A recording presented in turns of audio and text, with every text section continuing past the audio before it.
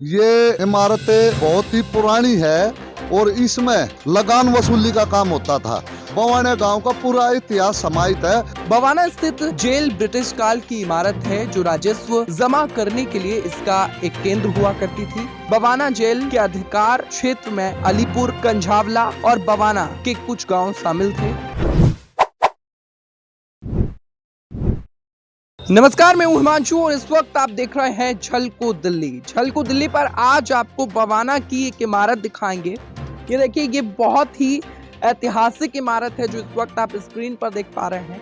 यहाँ पर अंग्रेजी हुकूमत लोगों से टैक्स वसूल करती थी और भी इसकी बहुत सी रोचक कहानियां हैं जो हम लोगों से जुड़ेंगे और जानेंगे। सबसे पहले ये तस्वीर आप दिखा दीजिए। ये गेट है।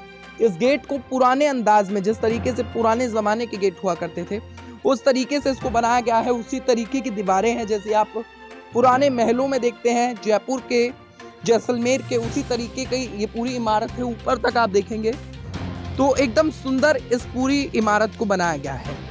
ज्यादा बातचीत हम इस वक्त कर लेते हैं। हमारे साथ मौजूद है सर, क्या नाम है आपका? मैं सतीश नंबरदार बवाना गांव का निवासी हूँ और मैं भारतीय किसान यूनियन से हूँ। क्या कुछ कहना चाहेंगे आज जो ये इमारत? ये इमारतें बहुत ही पुरानी है और इसमें जो पुराने टाइम पे जब भारत को कृषि प्रधान देश बोलने का काम होता था, उस टाइम पे यहाँ पर जो पूरे देश का सिस्टम चलता था, लगान वसूली का काम होता था।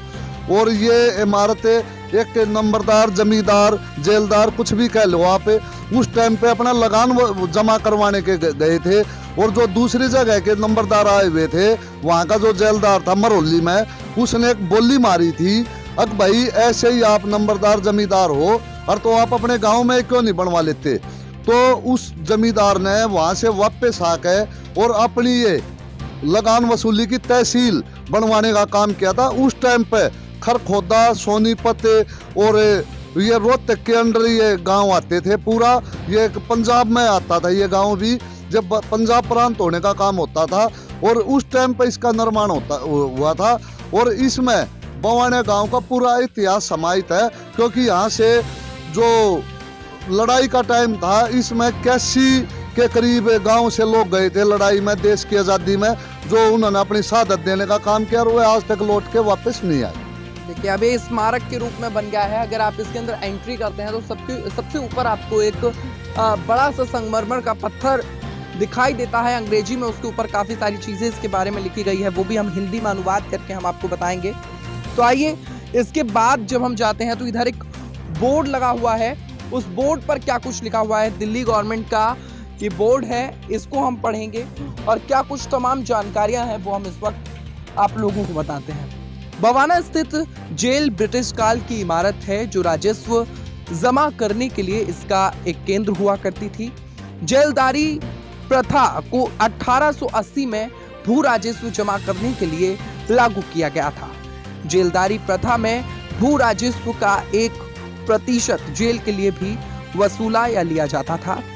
एक जेलदार का कार्य कर्तव्य अपराधों की रिपोर्ट लिखना, जांच में सहायक, अपराधों में रोकथाम तथा अपराधियों की गिरफ्तारी करना होता था।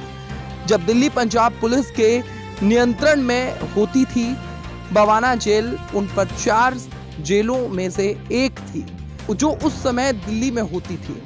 बवाना के अलावा वो 3 जेल दिल्ली, मेहरौली तथा नजफगढ़ में मौजूद थी। बवाना जेल के अधिकार क्षेत्र में अलीपुर, कंझावला और बवाना के कुछ गांव शामिल थे। पहले यह अंग्रेजों द्वारा जेल के रूप में इस्तेमाल की जाती थी, किंतु पिछले कुछ वर्षों तक यह राजस्व विभाग, दिल्ली सरकार द्वारा पटवारी घर के रूप में इस्तेमाल की गई है। इस इमारत के मुख्य द्वार पर एक संगमरमर के पत्थर पर इतिहास लिखा गया है।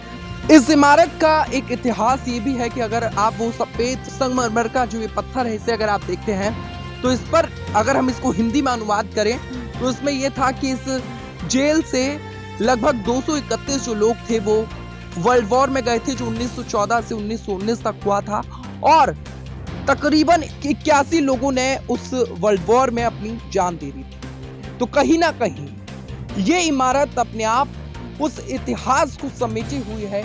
इन दीवारों में वो इतिहास है, वो कुर्बानियां हैं जो लोगों ने दे दी, हंसते हंसते दे दी। इस वीडियो को देखने के बाद इस स्मारक के बारे में आपने जाना, आपकी क्या राय है वो नीचे कमेंट सेक्शन में लिखकर जरूर बताएं और देश और दुनिया की तमाम खबरों के लिए देखते रहें छल को दिल्ली।